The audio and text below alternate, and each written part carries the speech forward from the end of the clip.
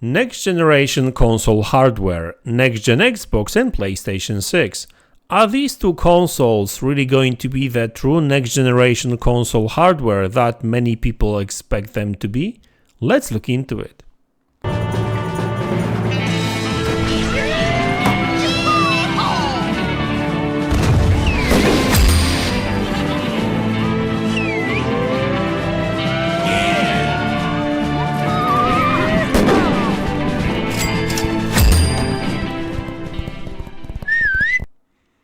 Hey guys, welcome back to the channel.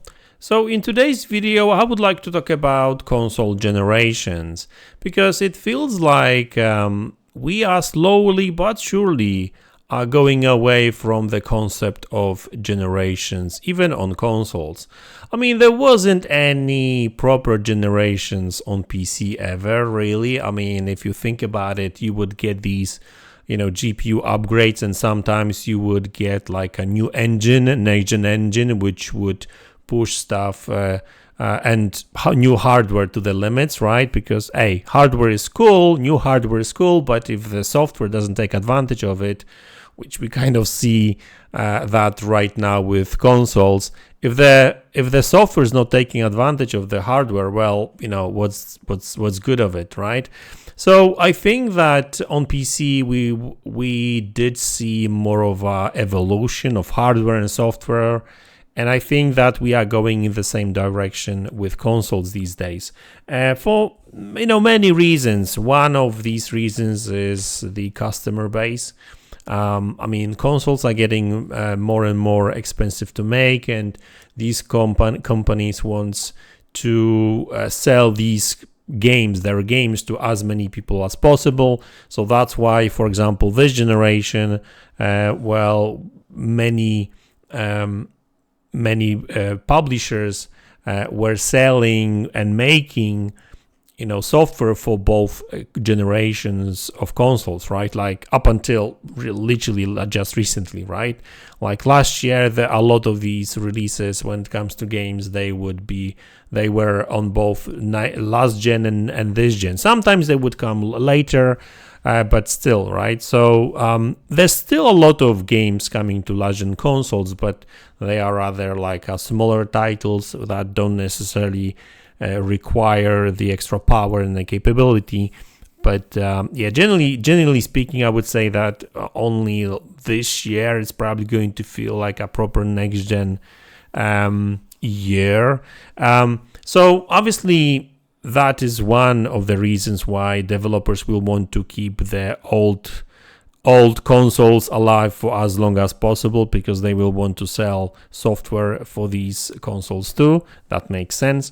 But also from hardware perspective, I think that the pace of innovation is slowing down, not a bit, but big time. And even Digital Foundry spoke about it recently, saying that we should not expect these huge jumps in terms of power, graphics, or capability between generations anymore, because the cost, hardware will be there, but it's going to get more expensive, and these console manufacturers will want to keep the cost low.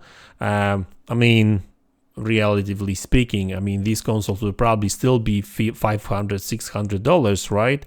But even with PlayStation 5 Pro, I think that this is going to be a true test to what's really possible for how much. There's a ton of different leaks and speculation on the power and capability, and don't believe everything like the NPU processing unit, so neural processing unit, that's not going to be the console. PlayStation 5 Pro will be more powerful, that's for sure, but how much more powerful, right? And I think that going from that to PlayStation 6, like, don't expect a couple of times more GPU processing power, in my opinion, raw power. Where innovation will probably come from is AI and different use of software and stuff, because even some of the currently released games only for these gen consoles, some of these games still using last gen engines, like Suicide Squad, for example, current gen console game, but it's still using Unreal Engine 4, so it's not a next gen engine, right? I'm sure that it's taking full advantage of the hardware, but it's still a last. So you've got a last gen software running on a current gen console, right? So we'll see how that goes with more Unreal Engine 5 games in the future and stuff, right? I mean, developers will have to get used to it for sure. So I think that the concept of generations is slowly fading away a little bit, or will get blurred a little bit, because the transitional periods between generations will get longer, and hardware is not going to be as capable as many people expect it to be, in my opinion, or how things used to be. I remember the massive power and capability differences between like PlayStation 1 and PlayStation 2 and then PlayStation 3. But even with Xbox 360 and PlayStation 3, at first people were like, yeah, but these games don't really look that better than on PlayStation 2 or Xbox for that matter, because Xbox was way more powerful than PlayStation 2 back in the days, right? So these games, yeah, they would offer higher resolution, but they would not be that much better looking. They did look a little bit better. Obviously, much better software came later, but that initial phase wasn't that pretty in terms of like huge graphics differences and that kind of stuff, right? And I feel like even this generation we still haven't really seen anything that would scream next gen. Well, maybe Hellblade 2 for example, and maybe some other games. I mean, don't get me wrong, there's quite a lot of great games and great looking games out there, like Spider-Man 2 for example, or even Suicide Squad. That game looks really, really good too, but it doesn't scream next gen when it comes to graphics, and I don't really think that we should expect that much. I mean, Hellblade 2 that's going to be a rather smaller game in scope, so maybe that's why the graphics is so pretty.